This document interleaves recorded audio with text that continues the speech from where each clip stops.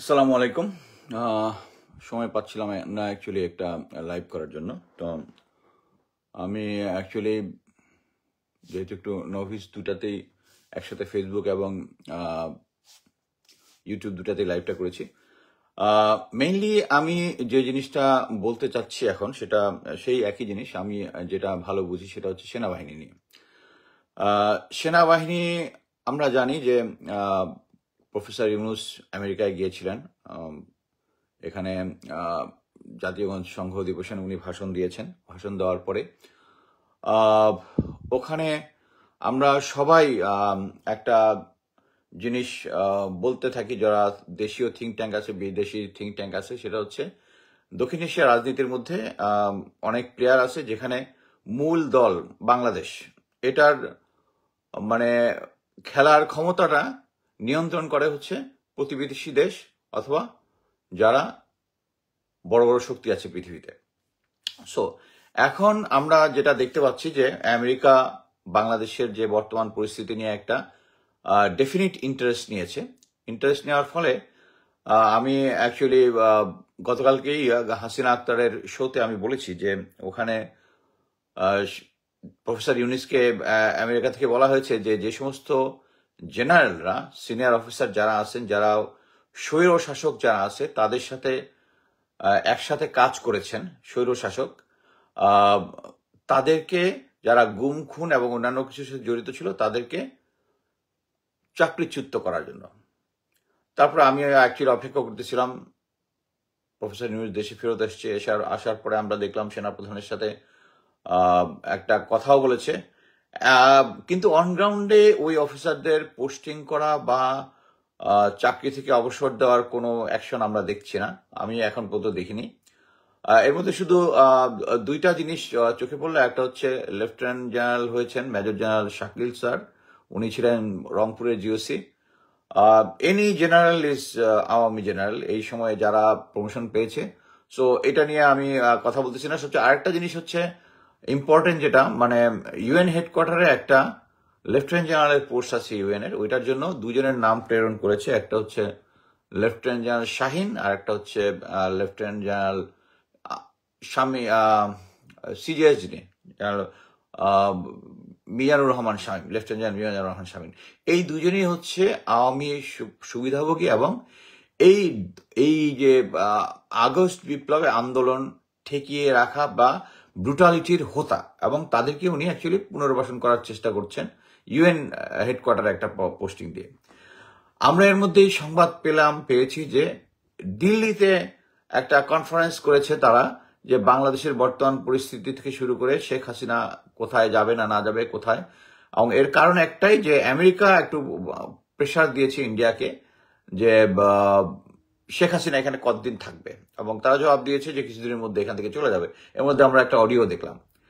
So আমার বক্তব্যের মূল যেটা সেটা হচ্ছে, আমরা জাতি হিসাবে বাংলাদেশের স্বাধীনতার পর থেকেই আমরা প্রথমে আমরা সবাই জানি যে ভারত আমাদেরকে কেন আমাদেরকে মুক্তিযুদ্ধে সহায়তা করেছিল। ইট ওয়াজ দেয়ার বিগ প্রজেক্ট 71-এর সময়। তারা আমরা যেটা জানি যে আগরতলা ষড়যন্ত্র মামলা, অ্যাকচুয়ালি দ্যাট হ্যাপেন।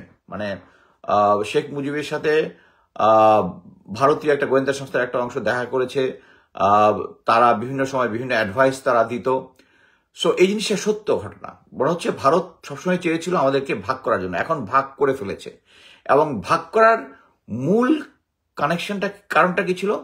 ওই আমরা সবাই জানি চিকেন নেক। এবং চিকেন নেকের কারণে তাদের যে 7 সিস্টার যেটা আমরা বলি, এখানে যে 7টা তাদের প্রদেশ আছে, এগুলোর সিকিউরিটি নিয়ে তারা চিন্তিত।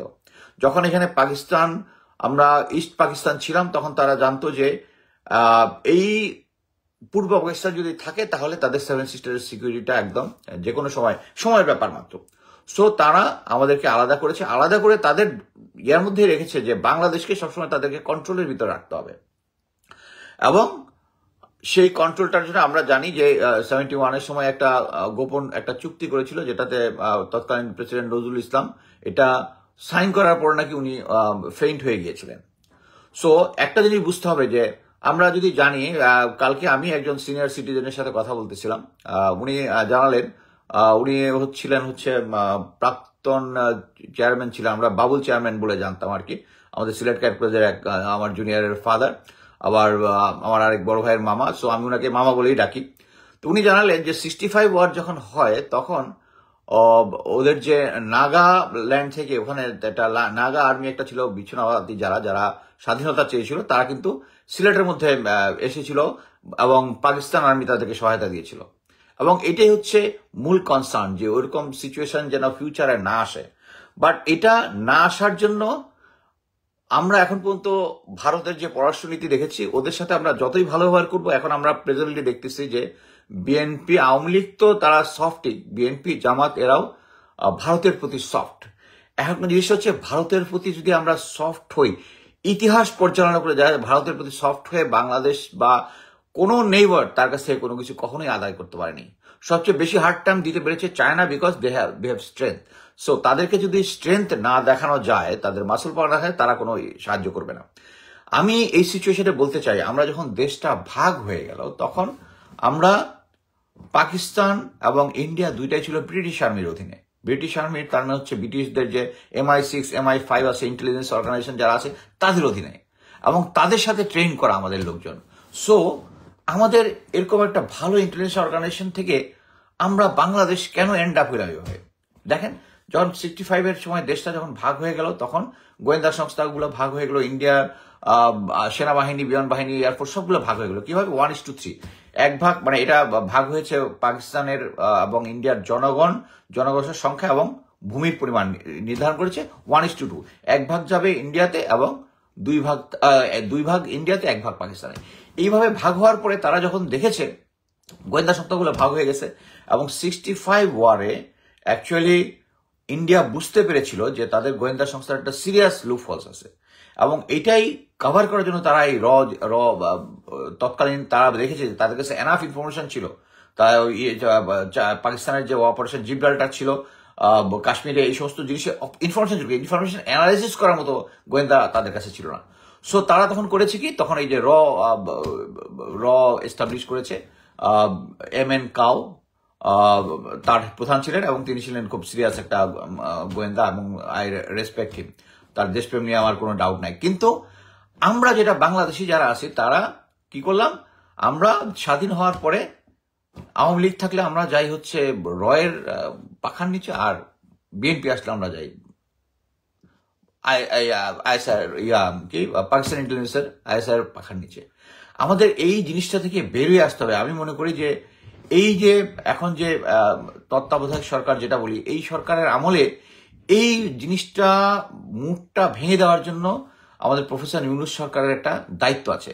কিভাবে হচ্ছে, প্রথমে আমাদের মাইন্ডসেটটা চেঞ্জ করতে হবে, যেটা হচ্ছে দেশের কোনো নাগরিক, আইন শৃঙ্খলা বাহিনী থেকে শুরু করে গোয়েন্দা সংস্থা, সেনাবাহিনীর সদস্য যদি পার্শ্ববর্তী দেশের বা অন্য কোনো বিদেশি সৈনিকের সাথে ইন কন্ট্যাক্ট থাকে, এবং এটা যদি সরকারের জ্ঞানের বাইরে থাকে, সাথে সাথে তাকে দেশদ্রোহী হিসেবে তাকে গ্রেফতার করতে হবে।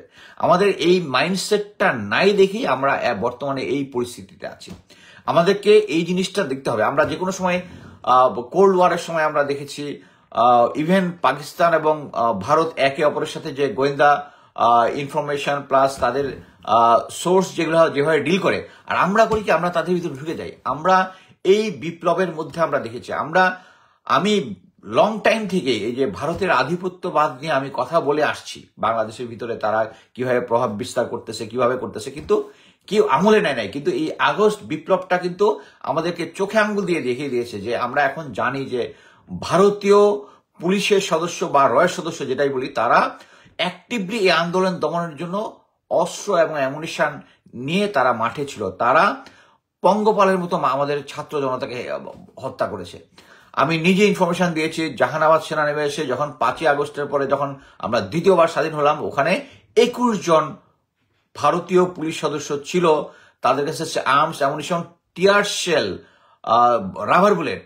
এখন কথা হচ্ছে বিদেশি, এবং তারা বলেছিল তারা নাকি ওখানকার কনসুলেটের সিকিউরিটির লোক। কনসুলেটের যদি সিকিউরিটির লোক হয়, তারা কেন ক্যান্টনমেন্টের ভিতরে থাকবে?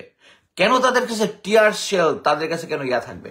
এটা এখন আমাদের সাথে একদম কনফার্ম হয়ে গেছে যে ভারতীয় যে গোয়েন্দার যে নেটওয়ার্কটা আমাদের ভিতরে ছিল, এবং আমি অনেক আগেই জেনেছি, যেটা জুলকারনাইন স্যার বলেছে, যে লেফটেন্যান্ট জেনারেল মুজিব হচ্ছে আমাদের চিফ কোঅর্ডিনেটর অফ র। এটা আমি অনেক আগেই জেনেছি এবং গোয়েন্দা সংস্থারা এটা ইনভেস্টিগেশন করতেছে। আমাকে একটা গুরুত্বপূর্ণ জায়গা থেকে জানানো হয়েছে যে তারা এটাকে ডিটেলস ইনভেস্টিগেশন করতেছে। সো আমি যেন এটা নিয়ে কথা না বলি, আমি কথা বলিনি। হোয়াট অ্যাকচুয়ালি হ্যাপেন, আমরা সবাই জানি এই রাষ্ট্রপতি চুপ্পু, সে ছিল মুজিব বাহিনীতে এবং সে রয়্যাল এজেন্ট, কনফার্ম এজেন্ট। এবং ভারতের মানে আওয়ামী লীগ তো রয়্যাল এজেন্টদেরকেই প্রমোশন দিবে, তাদেরকেই ইয়া দিবে। পৃথিবীর ইতিহাসে বিদেশি দলের মানে দলের এজেন্ট এর আগে একটা ছিল হচ্ছে মেক্সিকোতে একজন প্রেসিডেন্ট ছিল, নামটা ভুলে গেছি। সে প্রেসিডেন্ট হওয়ার অনেকদিন পরে, মারা যাওয়ার পরে দেখা গেছে যে হি ওয়াজ রিক্রুটেড বাই সিআইএ। সো আমাদের এখানে আমরা জানতেছি, ওটা তো মৃত্যুর পরে আমরা জানতেছি যে সে হচ্ছে ভারতের রয়্যাল এজেন্ট। বাট আমাদেরকে আওয়ামী লীগ এবং ইন্ডিয়া এমনভাবে বয়ানটা আমাদেরকে খাওয়াইছে, আমরা কেউ কথা বলতে পারি। আমরা যারা কথা বলতেছি আমরা তখন গুজব ছড়াইছি, আমাদের নামে তখন গুজবের তকমা ছিল। আমি কন্টিনিউয়াস বলেছি, অনেক আরো সিনিয়র অফিসার জুনিয়র অফিসাররা বলেছে যে যখন পিলখানা, যে বিডিআর পিলখানাতে যে ওখানে হয়, ওখানে ভারতীয় গোয়েন্দা সংস্থার লোকজন ছিল, তাদের কিলাররা ছিল। ইভেন একটা ভিডিও আমি আপলোড করেছি যেটাতে দেখা যায় সাহারা খাতুনের সাথে যে অ্যাম্বুলেন্স গুলো বেরিয়ে আসছে, ওখান থেকে একজন মাথা রেখে একজন বেরিয়ে আসছে, এটা আমার ওয়ালে আছে। সো এই যে ভারতীয় এজেন্ট, এবং at the same time general Mujib কি করেছে, যখন 5ই আগস্টের পরে যখন দেখতেছে চতুর্দিক থেকে ছাত্র জনতা এক হয়েছে তার বিরুদ্ধে, তারা ভেবেছিল ওই যে এই সিচুয়েশনটা হচ্ছে সেই সিচুয়েশন যেটা তারা বলতো যে তা যদি আওয়ামী লীগ পাওয়ার থেকে যায় 5 থেকে 10 লক্ষ লোক মারা যাবে। এবং সেই জন্যই তারা কিন্তু 250 লোক ভারতীয় লোককে তারা সেনাবাহিনীর ক্যান্টনমেন্টের মধ্যে একটা অ্যাকোমোডেশনে রেখেছিল, এই জেনারেল ওয়াকারের সাথে কথা মানে কোঅর্ডিনেট করে জেনারেল মুজিব। এখন জেনারেল মুজিব ওটা করে আবার আমরা মেইন স্ট্রিম মিডিয়াতে দেখেছি পরবর্তীতে ভারতীয় প্লেন এসে এই 250 জনকে নিয়ে গেছে। এবং এটা শুধু তাই না, বিভিন্ন চতুর্দিকে যত ধরনের যত এজেন্ট আছে সাথে সাথে তারা বিভিন্ন জায়গা থেকে চলে গেছে।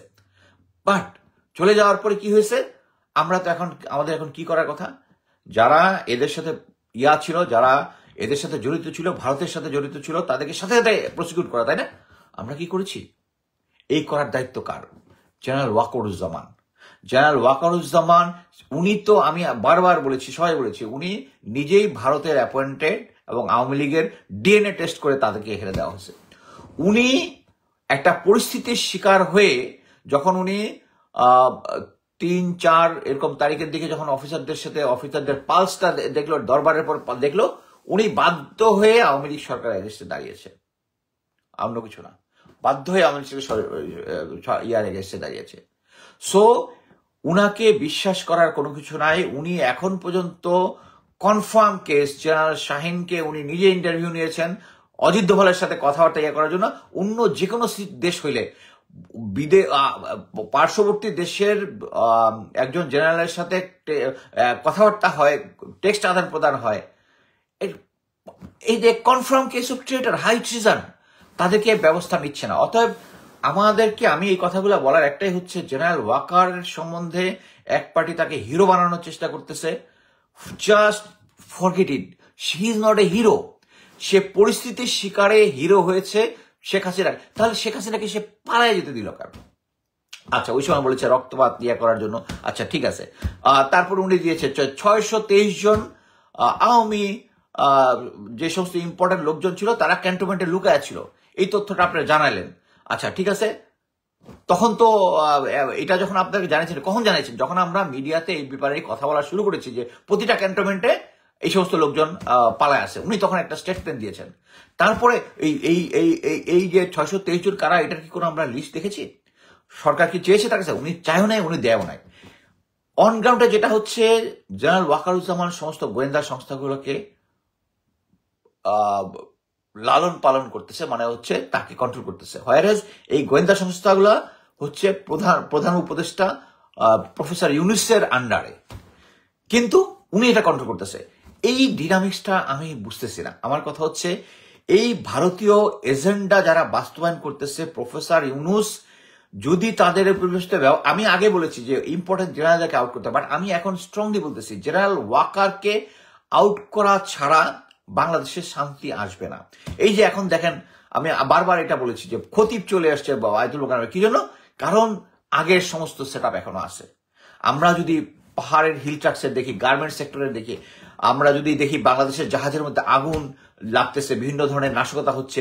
এবং আমি বলে রাখি, এই যে সামনে যে দুর্গাপূজা নিয়ে একটা বিশাল একটা গেম খেলবে এবং এগুলা কেন হচ্ছে, কারণ ভারতীয় যত কিছু লোকজন আছে, ভারতীয় এজেন্ডা বাস্তবায়ন করে যারা যারা আছে, তারা সেনাবাহিনী এবং যারা স্টিল তারা এখানে আছে। এবং ইভেন আমলাদের মধ্যে যারা এই আওয়ামী লীগের ছিল তারা এখনো আছে। সো প্রফেসর ইউনূস এটা কিভাবে সামাল দিবেন এটা উনি জানেন, উনি আমাদের থেকে অনেক বেশি বিজ্ঞ। বাট এইটুকু আমি জানি ওনার একটা ইচ্ছা আছে, সদিচ্ছা আছে, কিন্তু সদিচ্ছাটা কাজ করছে না। এবং আমি এটাও অবাক যে ছাত্ররা মনে করে যে General Waker is a hero. হ্যাঁ, ওই সময় জেনারেল ওয়াকারের পজিশনের জন্য এই বিপ্লবটা ত্বরান্বিত হয়েছে, কিন্তু এটা জিনিস বুঝতে হবে, আমরা তাকে হিরো অবস্থাতেই আমরা সেনাবাহিনী থেকে বিরত মানে দিয়ে দিই, তাহলেই বাংলাদেশের জন্য এই জিনিসটা ভালো হবে। কিন্তু এই সরকার এই জিনিসটা বুঝতেছে না। এই সেনাবাহিনীর মাসল পাওয়ারটা যদি ইমিডিয়েটলি সরানো না যায়, তাহলে দিল্লিতে আবারও কনফারেন্স হবে যে বাংলাদেশকে ফিউচারে কিভাবে কন্ট্রোল করবে। তারা ইনিশিয়ালি ধাক্কাটা সামলানোর পরে যখন দেখেছে যে না, আমাদের এখনো সুশীল সমাজরাই দেশটাকে পরিচালনা করতেছে, সুশীল কি, সুশীলটা হোস্টাইল হবে না। আপনি একটা জিনিস মনে রাখবেন, আওয়ামী যারা ক্ষমতায় ছিল তারা কিন্তু সুশীল ছিল না। তারা আমাদের সন্তানদের উপর, আমাদের ইয়ার উপর ব্রুটাল অত্যাচার করেছে। তারা হেলিকপ্টার থেকে গুলি করেছে, তারা আমাদের চোখের সামনে আবু সাইদ থেকে শুরু করে সবাইকে গুলি করে মেরেছে। ইয়ার থেকে বের হয়েছে র্যাব কি পরিমাণ লেথাল ওয়েপন ব্যবহার করেছে আমরা ভিডিওগুলোতে দেখেছি। কিন্তু আমরা এখন আছি হচ্ছে এক ধরনের আরেক ধরনের বয়ান আছে, সেটা হচ্ছে এখন যদি সবাইকে দিয়ে যায় চলবে কি করে। বাংলাদেশ সেনাবাহিনীতে যখন মুক্তিযুদ্ধের পরে যারা জেনারেল ছিল তারা 10 ইয়ার সার্ভিসের জেনারেল ছিল। সো বাংলাদেশে এখন জেনারেল হইতে কত বছর লাগে? 20 ইয়ার্স প্লাস। সো যারা জেনারেল, যারা 10 বছরের চাকরিতে আছে, everybody knows how to run A battalion, how to run A division. So it's not that. But কথা হচ্ছে, আমরা যদি কঠোর না হই, ভারত আমাদের উপরে কঠোর হবে। এইটা হচ্ছে মেইন থিম আজকে যেটা আমি বলতে চাচ্ছি।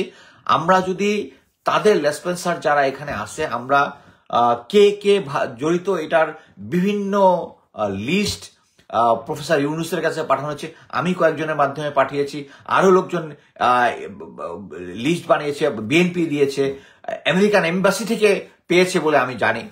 কিন্তু এই লোকগুলাকে এখন মানে আমি যেটা শুনলাম লেটেস্ট, আমি যখন খোঁজ নিচ্ছিলাম যে এখন কি কোনো চেঞ্জ হচ্ছে, যারা ওয়াকার স্যার কি কাউকে চেঞ্জ করতেছে, এখন শুনলাম হচ্ছে এখন হচ্ছে বর্তমানে একটা প্রমোশন বোর্ড চলতেছে, colonel to brigadier, brigadier lieutenant colonel to colonel, colonel to brigadier. এইটার পরে মোট কথা হচ্ছে উনার কিন্তু উছিলার শেষ নাই, একটার পর একটা উছিলা আসতে থাকবে আসতে থাকবে আসতে থাকবে, কিন্তু শেষ পর্যন্ত জেলাও সেই কদু, আমরা বাংলায় যে কথাটা বলি। এখন আমি করজোরে অনুরোধ করবো যে বাংলাদেশকে যদি বাঁচাতে চান, আপনাদেরকে এই যে পারপিটেটর যারা আছে তাদেরকে সহায়তা হবে। এবং আমি এখন নিশ্চিত জেনারেল ওয়াকারকে সরানো ছাড়া কোনো উপায় নাই, সরানো ছাড়া কোনো উপায় নাই। হি ইজ এ, আমরা যতই এখন ইনভেস্টিগেশন করি, General Mujib is the chief Indian coordinator, it's actually General Waker. আমাকে তাদেরকে সহায়তা হবে। ধন্যবাদ।